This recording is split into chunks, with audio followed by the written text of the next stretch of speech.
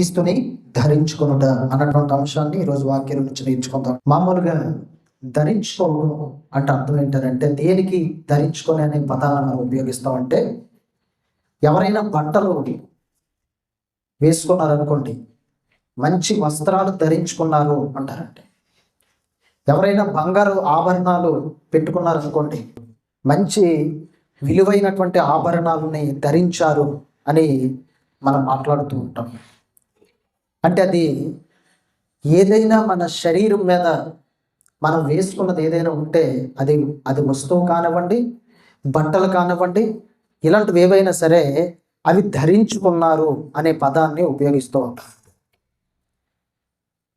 మనం అనేకమైనటువంటి వస్తువులు మన శరీరం మీద ధరించుకొని ఉంటుంటాం. మంచి మంచి బట్టలు మన శరీరం మీద ధరించుకొని ఉంటుంటాం. అయితే క్రీస్తుని ఎప్పుడు ధరించుకున్నారు? క్రీస్తుని ధరించుకోము. ఎందుకు మీకు వస్త్రాల గురించి చెప్పానంటే, అవి మనం స్వతహాగా వాటిని వేసుకొని మనం అనుభవిస్తాం. వస్తువుని మనం వేసుకున్నామంటే దాన్ని మనం ఫీల్ అవుతాం. బట్టలు మనం వేసుకున్నామంటే ఆ బట్టల యొక్క క్వాంటిటీని మనం ఫీల్ అవుతూ ఉంటాం. కాబట్టి క్రీస్తుని కూడా ధరించుకోవాలి. క్రీస్తుని ఎవరు ధరించుకున్నారు? ఎలా ధరించుకోవడం? ఏ విధంగా? దేవుని కూడా ధరించుకోమని చెప్తున్నాడు. అంటే క్రీస్తుని కూడా మనం ధరించుకోవాలి. మీరు అనుకోవచ్చు, దేవుడు ఏమైనా వస్తువా ధరించుకోవడానికి? దేవుడు ఏమైనా వస్త్రాలు లాంటి వాడు అయినా ధరించుకోవడానికి అని అనుకోవచ్చండి. దేవుణ్ణి ఏ విధంగా ఎప్పుడు ధరించుకోవాలో మన వాక్యం నుంచి నేర్చుకుందామండి. అపోస్తలుడైన పౌలు గలతీయులకు రాసిన పత్రిక 3వ అధ్యాయం 23వ వచనం నుంచి, విశ్వాసము వెల్లడి కాకమునుపు ఇక ముందుకు బయలుపరచబడబోవు విశ్వాసం అవలంబించవలసిన వారముగా చెరలో ఉంచబడినట్టు మనము ధర్మశాస్త్రమునకు లోనైన వారమైతిమి. పౌలు గలతీయులకి పత్రిక రాస్తూ ఏమంటున్నాడంటే, విశ్వాసం అనేది అసలు వెల్లడి కాకమునుపు అన్నాడండి. అంటే విశ్వాసం అంటే ఏంటో మనుష్యులకి తెలియక మునుపు, నిజమైన విశ్వాసం అంటే ఏంటో మనుషుల వరకు రాకమునుపు, అంటే అప్పటికి మనుషులకు ఉన్నటువంటివి బోల్డ్ అనే నమ్మకాలు ఉన్నాయి, బోల్డ్ అనే అంధవిశ్వాసాలు, బోల్డ్ అనే మూఢ విశ్వాసాలు మనుషుల హృదయాల్లో నిలిచిపోయాయి. కానీ నిజమైనటువంటి విశ్వాసం అనేటువంటిది మనుషుల దగ్గరికి రాకమునుపు, విశ్వాసం వెల్లడి కాకమునుపు ఇక ముందుకు బయలుపరచబడబో విశ్వాసం అవలంబింపవలసిన వారముగా చెరలో ఉంచబడినట్టు మనము ధర్మశాస్త్రమునకు లోనైన వారమైతిమి. చెరసాల్లో ఉంచబడినట్టు ధర్మశాస్త్రానికి లోనైపోయాం అని చెప్పాడండి. అంటే ధర్మశాస్త్రం ఏం చెప్తే అదే రైటు అన్నట్టుగా, ధర్మశాస్త్రం ఏ ప్రకారంగా నడుచుకోమంటే ఆ ప్రకారంగానే నడుచుకోవాలి అన్నట్టుగా, ధర్మశాస్త్రం దేనినైతే విశ్వాసం అని చెప్తుందో దానినే విశ్వాసంగా మనం అవలంబించవలసినటువంటి వారంగా మనం మారిపోయాము అని చెప్తూ ఉన్నాడండి. చదువు 24 వచ్చింది.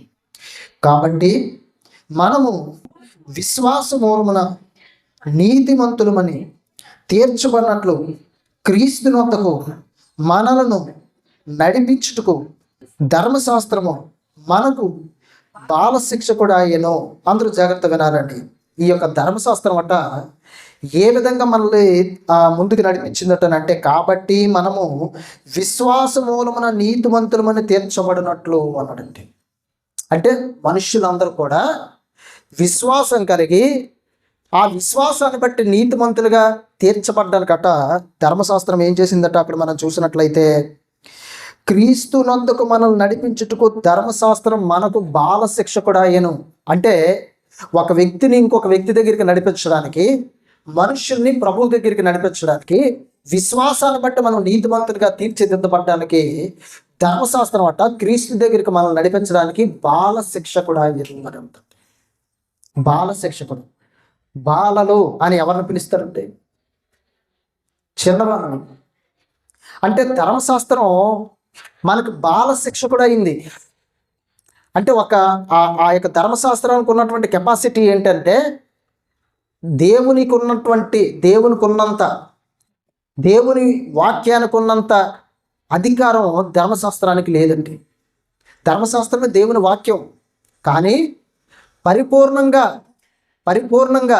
దేవుడు ఇచ్చినటువంటి సత్యవాక్యం, సంపూర్ణమైనటువంటి దేవుని వాక్యం, పరిపూర్ణం చేయబడినటువంటి వాక్యం ఏదైతే ఉందో క్రొత్త నిబంధన వచ్చిన తర్వాత అది పరిపూర్ణం చేయబడినటువంటి దేవుని వాక్యం. కానీ అంతకుముందు ధర్మశాస్త్రం ఎలా ఉందట అంటే మనుషులకి బాలశిక్షకుడిగా ఉందట. ఎక్కడికి? క్రీస్తు దగ్గరికి ఒక వ్యక్తిని నడిపించడానికి బాలశిక్షకుడిగా ఉంది. అంటే మనం చూసినట్లయితే మరి ఒక స్కూల్లో లేదా ఒక కాలేజీలో మనం చూసినట్లయితే లెక్చరర్స్ ఉంటారు, ఇంకా అంతకు మించినటువంటి అధికారులు ఉంటారు. అలాగే మరి ఆ పిల్లల్ని కంట్రోల్ చేయడానికి ఒక పీఈటీ అనేటువంటి వ్యక్తి ఉంటాడండి. ఇప్పుడు ఆ పిల్లలు కంట్రోల్ చేయడానికి పీఈటీ అనేటువంటి వ్యక్తికి కొంతవరకే అధికారం, కొంతవరకే అతనికి ఉన్నటువంటి ఆ యొక్క స్టేటస్ అనేటువంటిది ఉంటూ ఉంటుంది. ధర్మశాస్త్రం కూడా క్రీస్తు దగ్గరికి మనం నడిపించడానికి దానికంటూ ఒక పరిధి ఉంది, దానికంటూ ఒక కొంత అధికారం ఉంది. కానీ పూర్తి అధికారం దేవుని చేతుల్లో ఉంది. బాలశిక్షకుడిగా ఉన్నాడు అంటే ఏ విధంగా నడుచుకోవాలి, ఏం చేయాలి, ఎలా ప్రవర్తించాలి, ఏమివ్వాలి దేవుడికి, ఎలా ఉండాలి అన్న విషయాన్ని చెప్పటానికి బాలశిక్షకుడిగా ఉన్నాడు ధర్మశాస్త్రం. ఇంకా చూసినట్లయితే అయితే విశ్వాసము వెల్లడైన గనుక ఇక బాలశిక్షకుల క్రింద ఉండము అని చెప్పాడండి. విశ్వాసం వెల్లడైపోయింది. ఎప్పుడు వెల్లడైందండి విశ్వాసం? నిజమైన విశ్వాసం ఎప్పుడు వచ్చింది మనుషుల దగ్గరికి? అంతకుముందు విశ్వాసాలు ఉన్నాయి, అంతకుముందు ధర్మశాస్త్ర ప్రకారం విశ్వాసం ఉంది. కానీ నిజమైనటువంటి విశ్వాసం ఎప్పుడు మనుషులకు వెల్లడైంది? నిజమైన విశ్వాసం మనుషుల దగ్గరికి ఎప్పుడు వచ్చింది అంటే క్రీస్తు వచ్చిన తర్వాత వచ్చింది.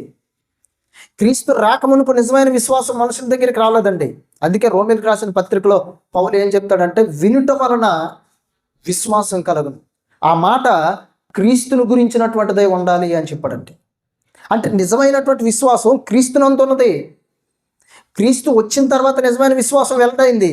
అంత మునుపు నిజమైన విశ్వాసం వెల్లటవలేదు. మనుషులట ఎవరికి నచ్చిన మార్గాల్లో వాళ్ళు వెళ్ళిపోతున్నప్పుడట దేవుడట చూసి చూడనట్టు వదిలేశాడట. ఎవరికి నచ్చిన విశ్వాసాల్లో వాళ్ళు వెళ్ళిపోతున్నప్పుడట దేవుడట ఆ కాలమందు వారిని అంతగా పట్టించుకోలేదు, చూసి చూడనట్టు వదిలేశాడట. కానీ క్రీస్తు వచ్చిన తర్వాత అలా చేయలేదండి. నిజమైన విశ్వాసాన్ని వెల్లడిపరిచాడు మనుషులకి. నిజమైన విశ్వాసం వెల్లడిపరచడం ద్వారా ఆ విశ్వాసాన్ని బట్టి మనిషిని నీతిమంతుడిగా మార్చి, ఆ విశ్వాసాన్ని బట్టి పరలోకం ఉందని తెలియజేసి, ఆ విశ్వాసాన్ని బట్టి అక్షయమైన శరీరం ఉందని తెలియజేశాడు మనుషులకి. నిజమైన విశ్వాసాన్ని దేవుడు యేసుక్రీస్తు వచ్చిన తర్వాత మనుషులకి ఇచ్చాడండి. అందుకే హెబ్రీయులకు రాసిన పత్రికలో ఏం చెప్తాడంటే పౌలు, విశ్వాసం అనేది నిరీక్షించబడి వాటి యొక్క నిజస్వరూపం, అదృశ్యమైనవి ఉన్నవన్నట్టుకు అది రుజువు అని చెప్పాడండి. అంటే విశ్వాసం అనేది ఏంటట?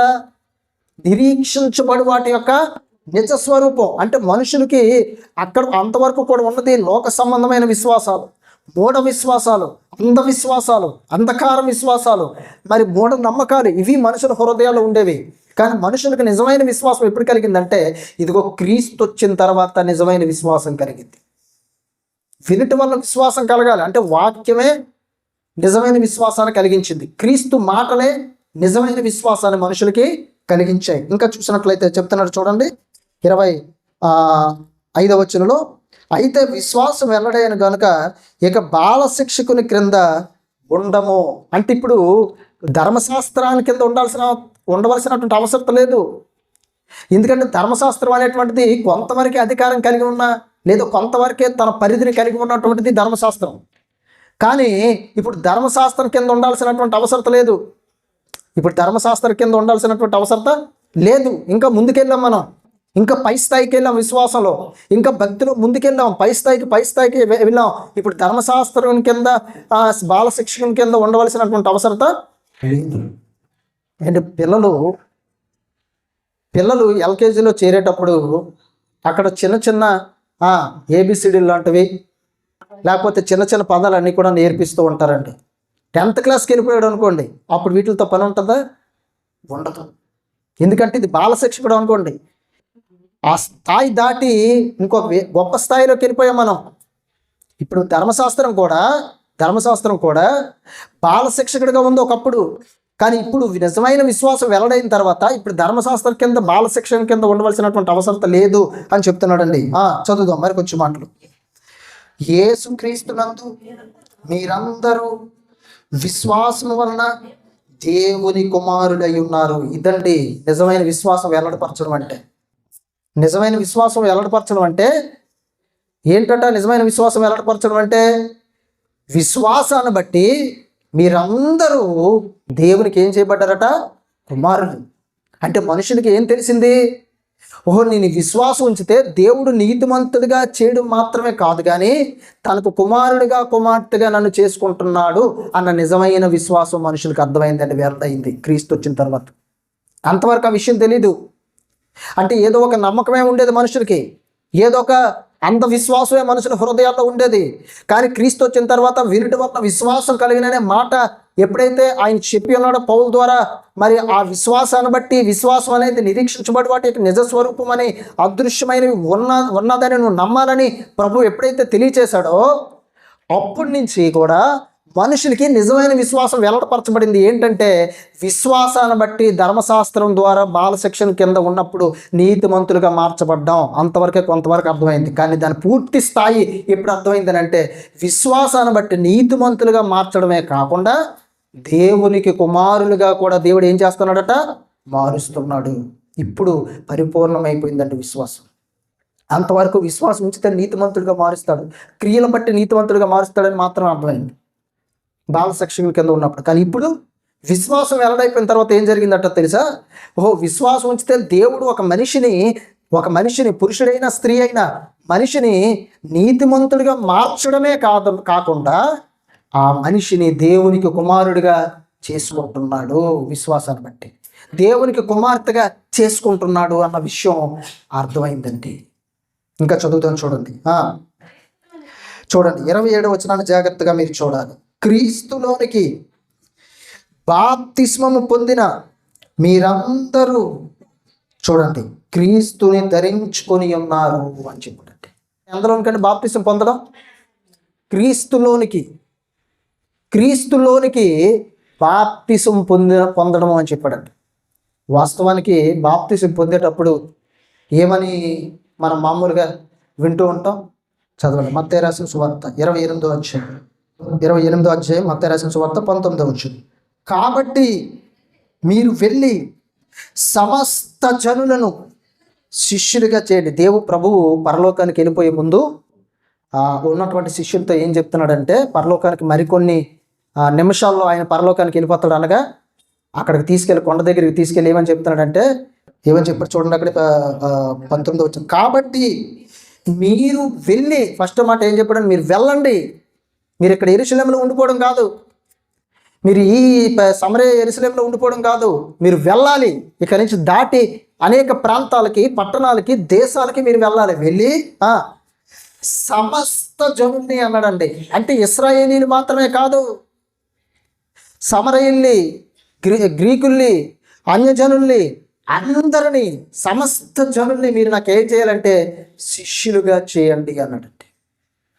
యేసుక్రీస్తుకి 12 మంది శిష్యులు, ఒకరు తప్పారు, మరలా తర్వాత ఒకరు యాడ్ చేయబడ్డారు అపోస్తల కార్యాలు. అయితే ప్రభు ఇక్కడ ఏం చెప్తున్నాడంటే, మీరు వెళ్ళి సమస్త జనుల్ని నాకేం చేయమని చెప్పాడంటే శిష్యులు. అంటే ఇప్పుడు పురుషులైనా స్త్రీ అయినా బాప్తిసం పొందుకున్నారంటే అర్థం ఏంటో తెలుసా? నువ్వు శిష్యుడిగా, శిష్యురాలుగా మార్చబడ్డావు. ఎవరికి? ప్రభువుకి. బాప్తిసం తీసుకున్నావంటే నువ్వు ప్రభు శిష్యుడివి, ప్రభు శిష్యురాలివి. నువ్వు అనుకోవచ్చు పేతురే శిష్యుడేమో, యోహానే శిష్యుడేమో, ఆంద్రేయ శిష్యుడేమో, లేకపోతే ప్రభువుని వెంబడించినటువంటి స్త్రీలే శిష్యురాలు ఏమో అనుకోవచ్చు. కాదు, బాప్తిసం తీసుకున్న ప్రతి ఒక్కరూ ప్రభువుకి శిష్యుడే. బాప్తిసం తీసుకున్న ప్రతి ఒక్కరు కూడా ప్రభువుకి శిష్యురాలేనండి. బాప్తిసం తీసుకున్నామంటే అర్థం ఏంటంటే నువ్వు ప్రభువుకి శిష్యుడివి. మొదటి శతాబ్దంలో ఆయన కొంతమందిని పిలుచుకున్నాడు. పేతురు, యోహాను ఆ సముద్రపు ధరణ ఉన్నప్పుడు వాళ్ళ దగ్గరికి వెళ్ళి వాటిని విడిచిపెట్టి నా దగ్గరికి రండి, నన్ను వెంబడించండి, మిమ్మల్ని మనుషులు పట్టు జాలర్లుగా చేస్తానని చెప్పినప్పుడు పేతురు, యోహాను వలలు, పడవలు అక్కడే విడిచిపెట్టారు, ప్రభువుని వెంబడించడం మొదలు పెట్టారండి. మొదటి శతాబ్దంలో 12 మంది శిష్యులైతే బాప్తిసం పొందిన ప్రతి ఒక్కరు కూడా ఆయనకి శిష్యుడిగా మార్చబడ్డాడు. నువ్వు దేవునికి ఒక శిష్యుడివి, దేవునికి ఒక శిష్యురాలివి. కాబట్టి ఇక్కడ చెప్తున్నట్టు చూడండి, ఏమని చెప్తున్నారు? కాబట్టి మీరు వెళ్ళి సమస్త జనులను శిష్యులుగా చేయుడి. తండ్రి యొక్కయు, కుమారుని యొక్కయు, పరిశుద్ధాత్మ యొక్కయు నామములోనికి. చూడండి చూడండి, బాగా వినాలండి. అక్కడ ఏం చదువుకున్నాం ఇందాక?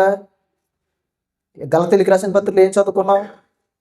క్రీస్తులోనికి బాప్తిసం పొందిన మీరందరూ క్రీస్తుని ధరించుకున్నారు అని చెప్పాడండి. ఇక్కడికి వచ్చేసరికి ఏం చెప్పారంటే తండ్రి యొక్కయు కుమారుని యొక్కయు పరిశుద్ధాత్మ యొక్కయు నామములోనికి అన్నాడండి. నామమున్న కాదు, నామములోనికి, పేరు మీద కాదు, పేరులోనికి అని చెప్పాడండి. చూడండి, రెండు పదాలకి చాలా తేడా ఉందండి. ఎవరైనా ఒక ఫంక్షన్కి వెళ్ళారనుకో, నా పేరు మీద ఇదిగోండి ఈడు రాయించేయండి అని అంటారు. నీ పేరు అక్కడ రాస్తారు, ఎంత అమౌంట్ ఇచ్చారో రాస్తారు. కానీ ఇక్కడ ప్రభు చెప్తుంది పేరు మీద కాదు. లేదా నా పేరు మీద పలానా కార్యక్రమం చేసేయండి, ఇదిగోండి ఎంత డొనేషన్ ఇస్తున్నాను. పేరు మీద కాదు, పేరులోనికి అన్నాడంటే, నామములోనికి అన్నాడంటే. అక్కడ కూడా గలతీయులకు రాసిన పత్రికలు ఏమని చెప్తున్నాడు? ఎవరంటే క్రీస్తుని ధరించుకునేవారు? ఆ క్రీస్తులోనికి బాప్తిసం పొందిన మీరందరూ క్రీస్తుని ధరించుకున్నారు అని చెప్పాడు. ఇంతకీ క్రీస్తులోనికి బాప్తిసం ఏంటి? క్రీస్తులోనికి బాప్తిసం పొందితే క్రీస్తుని ధరించుకోవడం ఏంటి అని మనం జాగ్రత్తగా ఆలోచన చేయాలండి.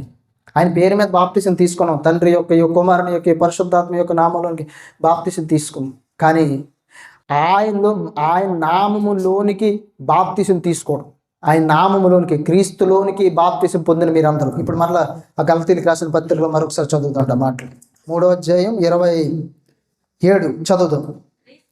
క్రీస్తులోనికి బాప్తిస్మం పొందిన మీరందరూ క్రీస్తును ధరించుకున్నారు. అంటే ఎవరెవరైతే తండ్రి యొక్కయు కుమారుని యొక్కయు పరిశుద్ధాత్మ యొక్క నామములోనికి బాప్తిసం తీసుకున్నారో, ఆ తర్వాత క్రీస్తులోనికి, అంటే అదే పేరులో క్రీస్తులోనికి నువ్వు బాప్తిసం పొందాను, అప్పుడు నువ్వు క్రీస్తుని ధరించుకున్నట్టు, అప్పుడు నువ్వు క్రీస్తుని ధరించుకున్నట్టు. అంటే మొట్టమొదటిగా క్రీస్తులోనికి బాప్తిసం పొందాలంటే మొట్టమొదటిగా చేయవలసినటువంటి పని ఒకటి ఉందండి. ఏంటో తెలుసా?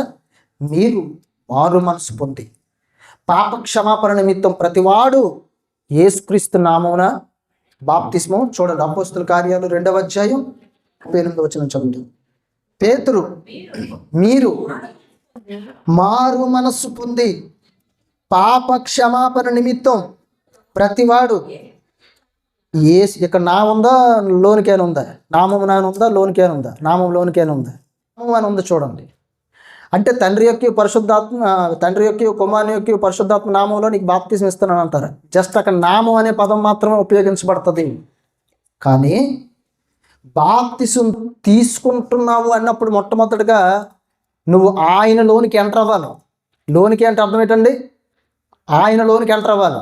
ఆయనలోనికి, క్రీస్తులోనికి నువ్వు ఎంటర్ అవ్వాలి. అంతవరకు కూడా క్రీస్తు బయట నువ్వు ఉన్నావు, ద్వారం బయట మనం ఉన్నాం. ద్వారం లోపలికి ఎంటర్ అవ్వాలి, ఇంటిలోనికి రావాలి, ద్వారంలోనికి రావాలి, ఒక గృహంలోనికి రావాలి, ఒక హాల్లోనికి రావాలి. అంటే అంతవరకు నువ్వు బయట ఉన్నావు. ఇప్పుడు లోనికి రావాలి అంటే బాప్తిసం తీసుకుంటున్నటువంటి నీవు లోపలికి, క్రీస్తు లోపలికి వెళ్ళాలి. నామంలోనికంటే ఏదో పేరు కాదు, పేరు అనుకోకండి. బాప్తిసం ఇచ్చినప్పుడు మాత్రం తండ్రి యొక్క కుమారుని యొక్క పరిశుద్ధాత్మ నామంలో నీకు బాప్తిసం ఇస్తాను అంటున్నాండి. కానీ నామములోనికి అనే పదం ఉపయోగించాడంటే పర్టికులర్గా అర్థం ఏంటంటే క్రీస్తులోనికి నువ్వు రావాలి, సంఘములోనికి నువ్వు రావాలి, గృహంలోనికి నువ్వు రావాలి, హాల్లోనికి నువ్వు రావాలి, లోపలికి రావాలి, క్రీస్తులోనికి కూడా నువ్వు రావాలి. అంటే బాప్తిసం అంటే ఆ క్షణంతో అయిపోయింది అనుకోకూడదు.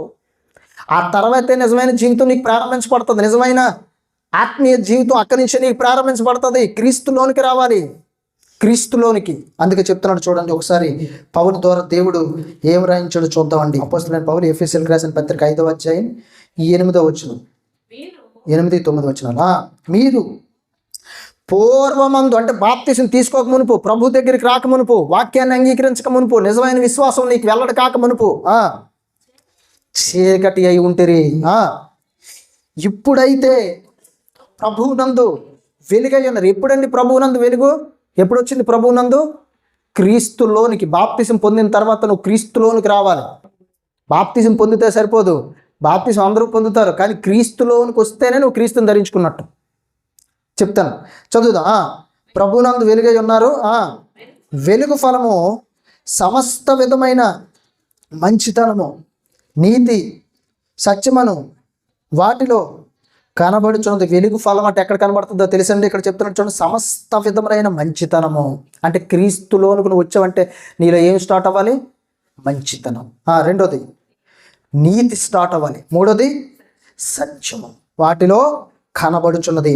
పదవచనం, గనుక ప్రభువుకేది ప్రీతికరమో దాన్ని పరీక్షించుచు వెలుగు సంబంధుల వలె నడుచుకొనుడి.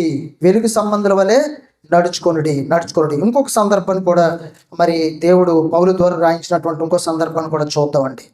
అపొస్తలుడైన పౌలు కొలస్సీయులకు రాసిన పత్రిక 3వ అధ్యాయం 19వ వచనం చదువుతాం. ఒకరితో ఒకడు అబద్ధం ఆడుకుడి, ఏలయనగా ప్రాచీన స్వభావం దాని క్రియలతో కూడా మీరు పరిత్యజించి జ్ఞానము కలుగు నిమిత్తం దాన్ని సృష్టించిన వారిని పోలిక చొప్పున నూతన పరచబడుచున్న నవీన స్వభావం ధరించుకొనుడి. అంటే కొత్త స్వభావం ధరించుకోవాలి.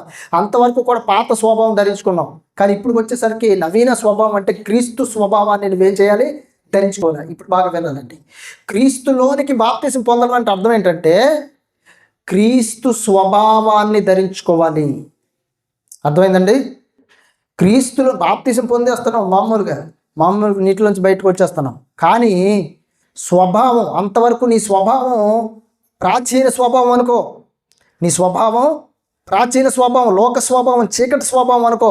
బాప్తిసం, క్రీస్తులోనికి బాప్తిసం పొందడం అంటే అర్థం ఏంటంటే కొత్త స్వభావాన్ని ధరించుకోవాలి. ఆ కొత్త స్వభావం ఏంటంటే క్రీస్తు స్వభావం. ఆ కొత్త స్వభావం ఏంటండి? క్రీస్తు స్వభావం. అంటే క్రీస్తు స్వభావం మనలోనికి రావాలి. ఆయన నామంలోనికి బాప్తిసం పొందడం అంటే క్రీస్తు స్వభావం మనలోనికి రావాలి. చదువుదామండి 11వ వచనం. ఇట్టి వారిలో గ్రీసు దేశస్థుడని యూదుడని భేదం లేదు. దేవుడికి ఏ భేదం లేదండి.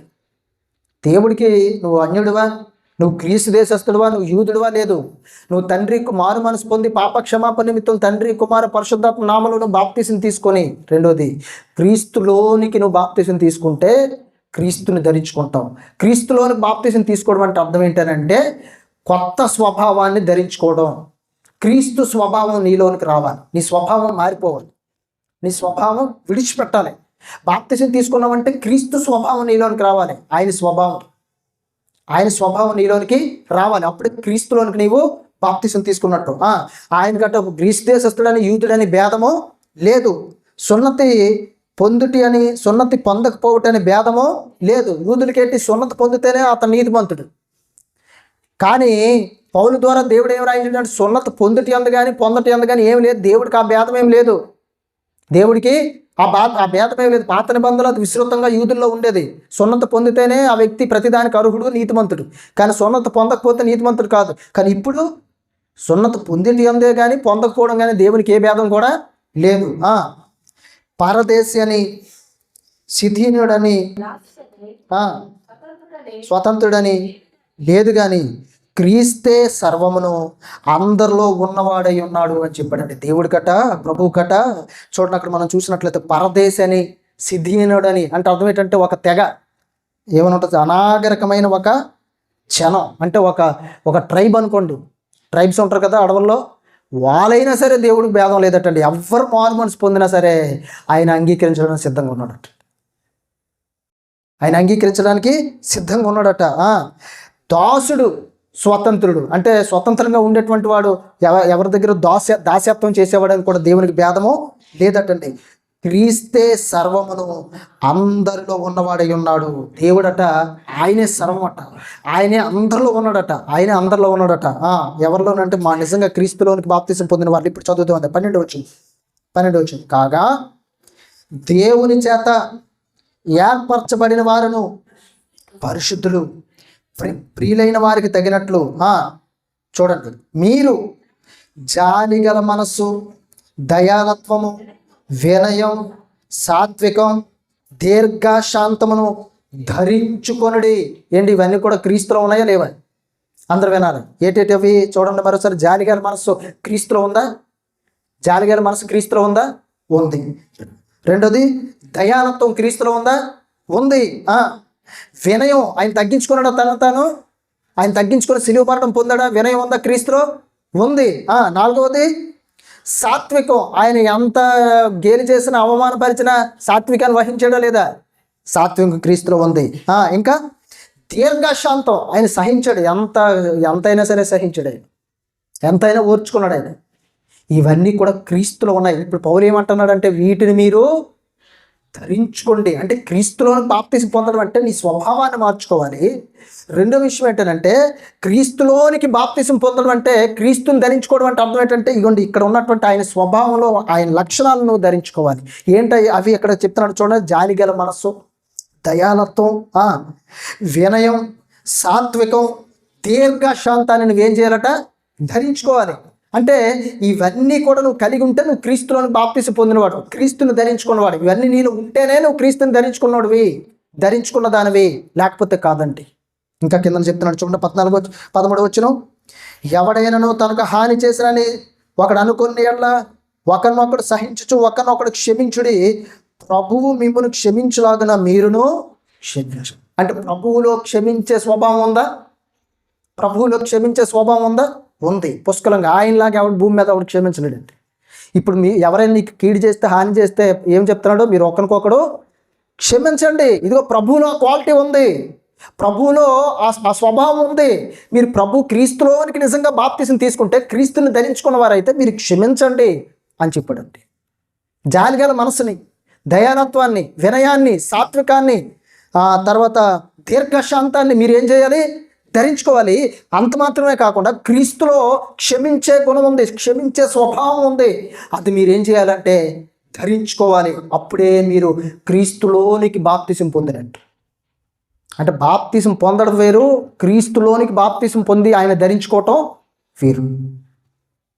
అర్థమైందండి? బాప్తిసం అందరూ బోల్డంతమంది పొందుతారు బాప్తిసం, అది కాదు. బాప్తిసం పొంది క్రీస్తులోనికి నువ్వు బాప్తిసం పొందాలి. క్రీస్తులోని బాప్తిసం పొందడం అంటే ఇగోండి ఇక్కడ ఇవన్నీ కూడా ధరించుకోవాలి, క్షమించే మనసు ఉండాలని చెప్పాడు. ఇంకా చదువుదామండి 14 వచనం. వీటన్నిటిపైన పరిపూర్ణతకు అనుబంధమైన ప్రేమను ధరించుకోండి. యేసుక్రీస్తులో ప్రేమ ఉందా?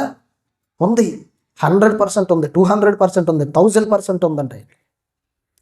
అర్థమైంది? ఆయన ప్రేమకు కొలతలు ఉండవు, సరిహద్దులు ఉండవు. దేవుని ప్రేమ కండిషన్ ఉండదండి. ఆయన ప్రేమకి అన్కండిషనల్ లవ్ గాడ్ది, దేవునిది. అన్కండిషనల్ లవ్తో నేను ప్రేమించాడు. దేవుడు లోకముని ఎంతో ప్రేమించు. ఆయన ప్రేమకి హద్దులు ఉండవండి, బౌండరీస్ ఉండవు, నో బౌండరీస్. ఆయన ప్రేమకి సరిహద్దులు ఉండవు, కొలతలు ఉండవు. ఎంత నేను ప్రేమించాలి, ఎంతవరకే నేను ప్రేమించాలని హద్దులు కొలతలు ఉండవు దేవుని ప్రేమలో. No boundaries, unconditional love. దేవునిది కండిషన్తో కూడుకున్న లవ్ కాదు. ఆయన అందరినీ ప్రేమించాడు, లోకముని ఎంతో ప్రేమించాడు. తాను అద్వితీయ కుమారుడైన యేసుక్రీస్తుని లోకాన్ని పంపించాడు. ప్రభువు కూడా సిలువలో నిన్ను అదే ప్రేమతో ప్రేమించాడు. కాబట్టి ఈరోజు క్రీస్తులోని బాప్తిసం పొంది ఆయన ధరించుకునే వ్యక్తిగానే ఉంటే వీటన్నిటిపైన ఏం ధరించుకోమని చెప్పాడో తెలుసా? ప్రేమను ధరించుకుంటే. ప్రేమను ధరించుకోవాలండి. అంటే ఇప్పుడు సింపుల్గా అక్కడ ఏం చెప్పాడు? గలతీయులకు రాసిన పత్రికలో ఏం చెప్పాడండి? చదువుదాం ఒకసారి ఆ మాట. 3వ అధ్యాయం చదువు 27వ వచనం. గలతీయులకు రాసిన పత్రిక 3వ అధ్యాయం 27వ వచనం చదువుదాం. క్రీస్తులోనికి బాప్తిసం పొందిన మీరందరూ అన్నాడు. క్రీస్తులో బాప్తిసం పొందుతున్నామా? మీరందరూ క్రీస్తుని ధరించుకున్నారు. క్రీస్తుని ధరించుకోవడం అంటే నీలో ఏముండాలో తెలుసా? కొత్త స్వభావం రావాలి. కొత్త స్వభావం. ఇంతకుముందు ప్రాచీన కాలంలో చీకటి ఉన్నారు, ఇప్పుడు మీరు వెలుగై ఉన్నారు. ఇంకా చూసినట్లయితే ఇంకా ఇక్కడ చెప్తున్నాడు చూడండి, ఏమని చెప్తున్నాడు చూడండి. అక్కడ మనం చూసినట్లయితే ఇందాక మనం చదువుకున్నటువంటి మాటలో క్రీస్తుని ధరించుకునేటప్పుడు ఏమని చెప్తున్నాడు చూడండి. అక్కడ మనం చూసినట్లయితే దయాలత్వం, సాత్వికం, వినయం, దీర్ఘశాంతం, ఇవన్నీ కూడా ధరించుకోమని చెప్పాడు. క్షమించే గుణాన్ని ధరించుకోమని చెప్పాడు. వాటన్నిటిపైనట చివరిగా ఏం చెప్పాడో తెలుసా? ప్రేమను ధరించుకోండి. అంటే ఇవన్నీ నువ్వు ధరించుకుంటే నువ్వు ఎవరిని ధరించుకున్నావో తెలుసా? క్రీస్తునండి. ఇక్కడ ఇవన్నీ కూడా నువ్వు ధరించుకున్నావంటే క్రీస్తును నువ్వు ధరించుకున్నావు. క్రీస్తులోనికి బాప్తిసం పొందిన మీరందరూ క్రీస్తుని ధరించుకున్నారు అని చెప్పాడంటే. అంటే ఇప్పుడు చెప్పినటువంటి విషయాలన్నీ కూడా నువ్వు చేసావంటే క్రీస్తుని ధరించుకున్నావు అని అర్థం. అంటే మన వస్త్రాలు ధరించుకుంటాం, ఆభరణాలు ధరించుకుంటాం, క్రీస్తుని ధరించుకున్నామని జీవితంలో చూడండి. ఒకసారి ఆలోచన చేయండి. మనం అనేక వస్తువులు ధరించుకుంటాం, చెప్పులు ధరించుకుంటాం, బూట్లు ధరించుకుంటాం, వస్త్రాలు ధరించుకుంటాం, వస్తువులు ధరించుకుంటాం, ఆభరణాలు ధరించుకుంటాం, ఎన్నో ధరించుకుంటాం. కానీ క్రీస్తుని ధరించుకుంటున్నారా లేదో ఒకసారి ఆలోచించండి. క్రీస్తుని ధరించుకుంటే ఇప్పుడు చెప్పినటువంటి విషయాలన్నీ కూడా నువ్వు కలిగి ఉంటేనే నువ్వు క్రీస్తుని ధరించుకున్నట్టు, లేకపోతే కాదు. క్రీస్తుని ధరించుకోలేనట్టే. బాప్తిసం పొందటం వేరు, దేవుని నామములోనికి బాప్తిసం పొందడం వేరు. అర్థమైందండి? పేరు మీద బాప్తిసం పొందేస్తారు అందరూ. తండ్రి యొక్క, కుమారుని యొక్క, పరిశుద్ధాత్మ నామంలో బాప్తిసం ఇస్తున్నామని నామంలో వేస్తున్నామని అందరూ మామూలుగా బాప్తిసం పొందేస్తారు. అది కాదండి. క్రీస్తులోనికి నువ్వు బాప్తిసం పొందాలి. బాప్తిసం పొందిన తర్వాత నీలో కొత్త స్వభావం రావాలి, వినయం రావాలి, సాత్విక రావాలి, దీర్ఘశాంతం రావాలి, దయాలత్వం రావాలి, జాలిగల మనస్సు నీలో రావాలి, క్షమించే హృదయం నీలో రావాలి, వీటన్నిటిపైన ప్రేమించే స్వభావం నీలో రావాలి. అప్పుడేనంటే నువ్వు క్రీస్తుని ధరించుకునే క్రైస్తవుడివి, క్రీస్తుని ధరించుకునే క్రైస్తవరాలవి. లేకపోతే కాదు. కాబట్టి క్రీస్తుని ధరించుకోవాలని చెప్పండి. ఇప్పుడు గలతీయులకు రాసిన పత్రికలో మరొకసారి కంటిన్యూస్గా మాటలు చదువుదాం. 27వ వచనం, క్రీస్తులోనికి బాప్తిసం పొందిన మీరందరూ క్రీస్తును ధరించుకొని ఉన్నారు. ఇందులో యూదుడని, గ్రీసు దేశస్థుడని లేదు, దాసుడని, స్వతంత్రుడని లేదు, పురుషుడని, స్త్రీ అని లేదు, యేసుక్రీస్తునందు మీరందరూ ఏకముగా. దేవుడు అందరినీ ఒకేలా చూస్తున్నాడు. నువ్వు పురుషుడు అని, స్త్రీ అని, నువ్వు సిథియనుడు అని, నువ్వు ఒక తెగకి చెందినటువంటివని, నువ్వు దాసుడు అని, స్వతంత్రుడు అని, దేవునికి ఏ భేదం కూడా లేదు. దేవుడికి అందరూ ఒకటేనండి. అందరినీ ఆయన ఒకలాగే ప్రేమిస్తున్నాడు. ఆయన ప్రేమకు సరిహద్దులు, కొలతలు లేనటువంటి ప్రేమ, అన్కండిషనల్ లవ్తో దేవుడు ప్రతి ఒక్కరిని కూడా ప్రేమిస్తున్నాడు. నువ్వు సిటీలో ఉండు, నువ్వు ఎక్కడో ఆఫ్రికాలో తెగలో ఉండు, కానీ దేవుడు ఇద్దరిని ఒకలాగే ప్రేమిస్తాడండి. That is God. అదండి దేవుడు అంటే. అతను దేవుడు అంటే అన్కండిషనల్లో ఒక్కలాగే ప్రేమిస్తాడండి అందరినీ కూడా దేవుడు. పురుషుడని, స్త్రీ అని, యూదుడని, గ్రీసు దేశస్థుడని, పురుషుడని, స్త్రీ అని ఆయనకి ఏ భేదం కూడా లేదు. యేసుక్రీస్తునందు మీరందరూ ఏకముగా ఉన్నారు. 29వ వచనం, మీరు క్రీస్తు సంబంధులైతే ఆ పక్షమందు అబ్రహాము యొక్క సంతానమై ఉండి వాగ్దాన ప్రకారము వారసులై ఉన్నారు అని చెప్పాడండి. ఏమని చెప్తున్నాడు 29వ వచనంలో? మీరందరూ క్రీస్తు సంబంధులైతే అన్నాడండి. అనగా వెలుగు సంబంధులైతే ఆ పక్షమందు అబ్రహాము యొక్క సంతానమై ఉండి. అబ్రహాముకి దేవుడు పిలిచేటప్పుడు వాగ్దానం చేశాడండి. బయటికి తీసుకొచ్చాడు రాత్రి వేళ. అబ్రహాము ఆకాశాన్ని చూడు అన్నాడండి. దేవుడు చూసి నక్షత్రాలు లెక్కపెట్టమని చెప్పాడండి. లెక్కపెట్ట ప్రభు నేను లెక్కపెట్టలేను ఆయన అంటే, నీ సంతానాన్ని అంతగా నేను విస్తరింపచేస్తానని చెప్పాడు. ఇస్రాయేలును చూపించాడు అబ్రహాంకి. ఇస్రాయేలును లెక్కపెట్టి అన్నాడండి, నీ సంతానాన్ని ఇసుక రేణువుల వల్ల నేను చేస్తానని చెప్పాడు. అంటే అబ్రహాంకి ఒక్కడికి అంతమంది పుట్టారా? అబ్రహాం గర్భం నుంచి అంతమంది పుట్టారా? కాదు. విశ్వాసము, అబ్రహాం విశ్వాసులకి ఎవరట? తండ్రి. అంటే క్రీస్తునందును విశ్వాసం ఉంచితే అబ్రహాము యొక్క కుమారుడిగా, కుమార్తెగా నేను చేస్తాడు. అబ్రహాముని హెడ్గా చేశాడు అందరికీ. అందుకే పరదేశంలోకి ఎవరు వెళ్ళా సరే, లాజరు వెళ్ళినప్పుడు ఎవరు రొమ్మున అనుకున్నాడు? అబ్రహాం రొమ్మున అనుకున్నాడు. ఎందుకంటే అబ్రహాం విశ్వాసులకి ఎవరు? తండ్రి. హెడ్గా నిలబెట్టాడు అనమాట అక్కడ. కాబట్టి ఇక్కడ నువ్వు వారసుడివి, నిత్య జీవానికి వారసుడివి. పరదేశకు వెళ్తావు, ప్రభు వచ్చేటప్పుడు పరలోకానికి వెళ్తావు. నువ్వు క్రీస్తు సంబంధం అయితే, నిజంగా క్రీస్తుని ధరించుకుంటే నువ్వు పరలోకానికి వెళ్తావు, పరదేశంలోకి వెళ్తావు. ప్రభు వచ్చేటప్పుడు అక్షయమైన శరీరాన్ని ధరించుకొని పరలోకానికి వెళ్తావు. అబ్రహాముకి తండ్రిగా, విశ్వాసులకు తండ్రిగా అబ్రహాముని దేవుడు నియమించాడు. కాబట్టి నీవు వారసుడిగా పిలువబడతావు. వాగ్దాన ప్రకారము వారసులై ఉన్నారు అని చెప్పాడండి. అబ్రహాంకి ఏ వాగ్దానాన్ని ఇచ్చాడే? పరలోకాన్ని ఇస్తానని వాగ్దానం చేశాడు. అలాగే కానాను దేశాన్ని నీ సంతానానికి ఇస్తానని వాగ్దానం చేశాడు.